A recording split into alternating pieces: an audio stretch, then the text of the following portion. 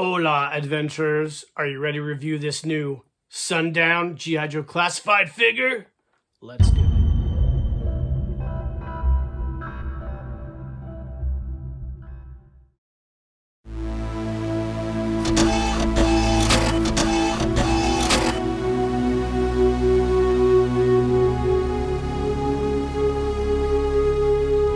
Keep living the adventure. Axis of Awesome. What is up, adventurers? Welcome to another Reviews Day. On this episode, we are going to be taking a look at this brand new member of the G.I. Joe team, and that is Sundown. Now, a few months back, the guys and gals at the G.I. Joe Classified headquarters of Hasbro announced that they were creating a brand new original character for G.I. Joe Classified, that being this guy right here, Alejandro Balam Sundown Luna Mendoza. Okay, so anyways, we're going to do a review of this guy today. I think it's going to be a really fun one, so let's get to it. All right, gang, here we go. So, this is Sundown. You can see he comes in a pretty standard G.I. Joe Classified packaging.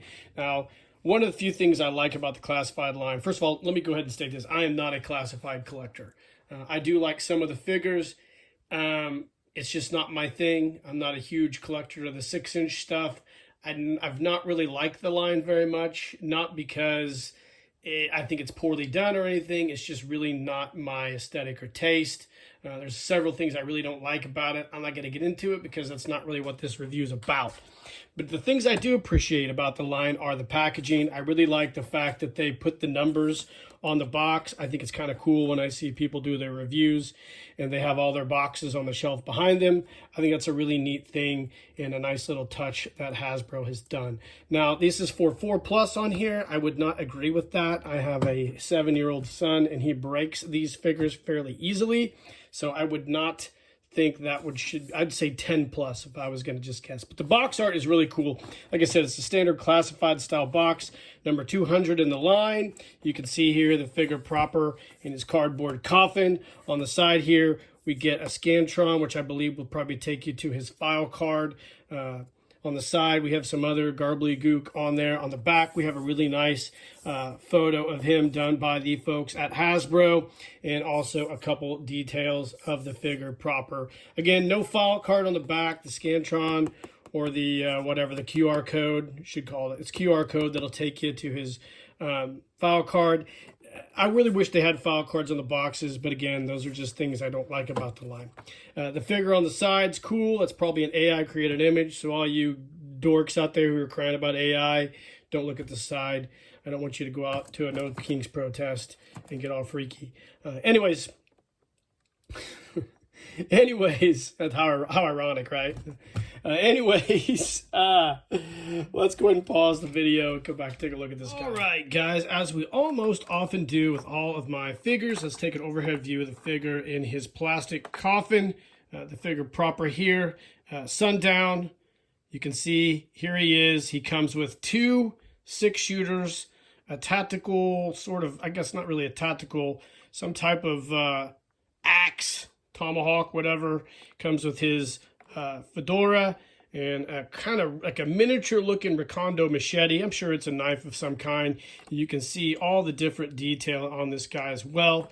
He has his little direction booklet here, and that's about it. So let's go ahead, we'll pause the video, we'll pop this guy out, take a closer look at him. All right, gang, welcome back. So here is Sundown out of his packaging. Now, just to start off with, let's talk about his accessories that it comes with. He comes with these really cool 6-shooters. I'm sure they're like a .45 caliber pistol of some kind, both revolvers, both identical. He comes with the small little knife here, and he comes with this tomahawk style axe. He also has a really cool fedora, which I don't mind. It's kind of neat looking. So those are his accessories, pretty basic. He comes with his duster, or I guess whatever you call it, a serape, or his, I can't remember what these are called, but it's got a really cool Mexican Aztec style motif on the back, which is pretty neat. It's not soft goods, it's plastic goods. I kind of wish this would have been a soft goods with wire.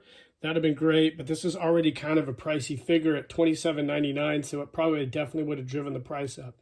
The figure himself is really nice and loose and pliable. It's not one of those guys that I'm going to have to put in water and loosen the joints up, as I often find I have to do with some of the boutique style collectibles that I buy on occasion. He has a really cool face. I think the head sculpt is actually really, really nice. He's got the I believe inkjet printed tattoos on his neck. He's got a tattoo on his arm here, and no other tattoos that I'm aware of. He has a sort of tactical style vest with some more ornate designs on there. I'm assuming it's supposed to imitate leather. He has his scabbard there for this knife, which we can put in there like so. That's really cool, a very nice touch. He has the nice Western style belt with all the shells for his revolvers. On the back, again, the mole style tactical vest, and you can see the detailing for the holsters for the revolvers. Both revolvers fit inside the holsters. Let's see how they fit. They fit really nice, so they really worked on the tolerances there to create a really nice fit for those revolvers in the holsters, as you can see here on either side. He has a standard, you know, the standard, I'm trying to think of a word here, the standard articulation for all the classified figures. You know, he's got the butterfly joints on the back. No, doesn't have butterfly joints in the back. He's got the triple joints at the elbows, knees, ball joints at the feet. Pretty much standard for all classified stuff. He has Western style tactical pants. These probably carbon fiber knee pads and shin guards, leather boots. He does have a set of spurs on the back and the ornate kind of boots that you would see associated with more of your Latino peoples. He has a really cool wrist gauntlet here that has a neat little touch right there, as well as shells on that side. A tactical watch. The gloves are really nice as well. The hair pops off like so to allow you to put the hat on this guy. He looks really cool. And of course the face has a G.I. Joe scar on it, which I think is absolutely phenomenal. And I love it when they do that scar on the cheek. So there he is. Let's go ahead. I don't think there's a place on, yep, there is. Actually, he has a part on his belt that the axe or tomahawk will fit through. I believe that's how it goes. I don't know. It's kind of weird. Some of this stuff, the tolerances are so... There we go. So he has the area for his axe. We'll leave that on there and get him all assembled. And there he goes. We'll leave his hair off to the side. Pop his head off. And let's throw his serape or whatever it's called on him. I'm not an expert on this type of stuff, so there you go. There is our guy, figure proper, all in his attire. Put his hair up around the top of the box. All right, guys, so this is Sundown. Now, for the big question, is he G.I. Joe? The answer is yes and no. So I just did the review first to kind of show you what the figure's like. I think it's a wonderful figure. As far as just being an action figure, I think this is a really, really cool figure. As far as it being part of the G.I. Joe universe, I don't really think it is, in my opinion. not the one that we're all used to, not the Real American Hero universe. If you read his backstory, he's kind of a Mexican bounty hunter of some kind, I think. But I don't see him fitting in with the G.I. Joe team in its current form. Now, that being said, recently when I watched the latest Yojo June installment, it talked about Duke, the new Duke, which I really love, being associated with the early development of the classified series into a more military line before they kind of had a misfire on those early figures. I think this guy would have been great in a G.I. Joe line. Brand new direction for G.I. Joe, coming up with a brand new story for G.I. Joe, maybe having some ex-Special Forces guys from all over the different Special Forces units of the world. If you had like more of a worldwide G.I. Joe team, and this guy being part of that would have been awesome.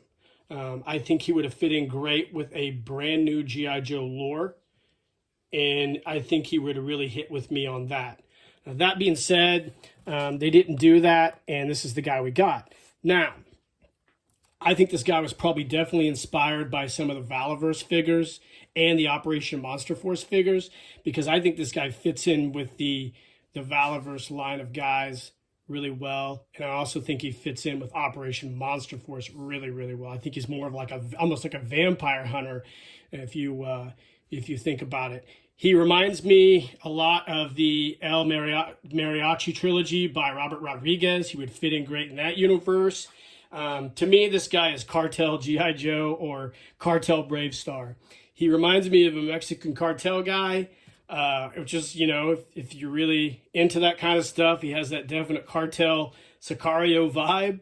He also looks like Brave Star in a lot of ways, so I'm calling him Cartel Brave Star or Cartel Joe. All that being said, I think he's a wonderful, wonderful figure and a beautiful figure at that. Very well done. Yeah, I just don't know if he hits the mark for me. And it's kind of weird because if you look at all the bullshit that surrounded, you know, the classified team making a police officer, and then you had all the dorks going out to the No Kings protests, and then, you know, you have all the wild shit going on at the time. They don't release the police officer figure. And then when they come out with this, and this guy here, I don't know if they were trying to do like a follow-up to the police officer with this guy, but it all feels like all ill-timed and all forced to me. But maybe I just read into things too much. But that being said, I think he's a wonderful figure. I don't think he fits in with the classified world. He could have been a Dreadnought. He could have been a figure in a brand new G.I. Joe line, which I think would have been really awesome. But he looks beautiful, and he's a really cool looking figure. It just doesn't really hit G.I. Joe for me. But if you're one of those people who likes to mix and match their figures, this guy would go great with Operation Monster Force, and he would go great with the Valaverse stuff, I think. He just doesn't really look like a G.I. Joe. It's cool that they did a new character. I'm really happy that they tried. I still think those guys at Classified are not really... I don't think they get it. I don't think they're really invested in the G.I. Joe lore. That's just my opinion as a guy who's collected G.I. Joe since the late 70s. But I think they made a really cool figure, and it's about all I can say. So this has been the review of Sundown, Cartel Brave Star, or Cartel Joe. Hope you enjoyed the review. Let me know in the comments what you think of this guy. Unless... Hold on, Ollie would like to say something about this figure. Yes, Ollie. Who created that guy was the same creator, the one that created Recondo? Yes, the same guys that were, I would assume the same company that created Recondo was behind this guy. Doesn't look a lot like Recondo, does he? Does this guy look like a G.I. Joe to you? No, he doesn't, does he? What's he look like more of? He looks kind of like a figure. He does look like a figure. Anyways, guys, I think he's cool. I think he'll go great with a lot of your stuff. He's a little weird for G.I. Joe. I've already said that 25,000 times. I can't wait to see what you guys think in the comments. Let me know. Hit that notification icon. Make sure and subscribe to the page. And in the meantime, guys, keep it lit. And cheers.